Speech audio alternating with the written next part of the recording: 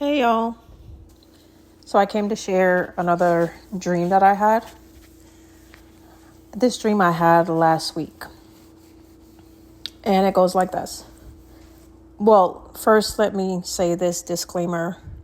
The dream was actually longer than what I'm going to share, but I feel like the other part, the previous part of the dream is more for me. So more personal than the latter, okay? So I'm going to start it at right here. I'll just jump right in. So I was going to go pick up my daughter. And she told me that she'd get out of college at 3:18. So I realized that they were having a function, some kind of event at the college. And I thought, why did I wait? Why did I not leave early? Because I really was just sitting there at work doing nothing.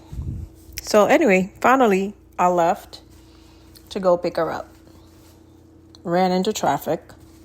Then I got out my car, I guess, at some point, and I took a bus with some friends, but I didn't actually have the experience. I just knew that I did that. So when I got off the bus, I guess, the supposed bus, I asked them where I was in proximity to the college. And they were like, oh, it's on the other side. And I was like, why did y'all lead me over here if it's like on the other side of town? So I was a bit frustrated. So I decided to take a cab. So I hailed a cab like you would do in New York. And two of them pulled up really quickly, like fighting over passengers. So I got into the first one, the first cab. It was a green, like a small car. But then when I got in the car, it was a green Beetle. Anyway, the driver was an Indian guy. The scene shifted again. Now we're at his place of business. He had like a small shop, and I'm inside.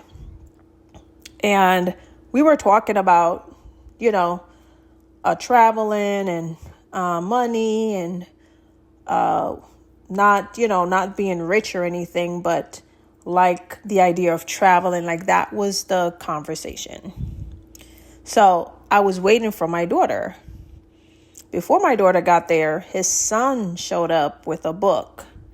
Now, the book was interesting. I know I read it.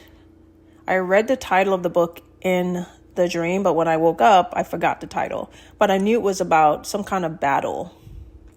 So he also brought me a small notepad, like a really, really small notepad, and a pencil.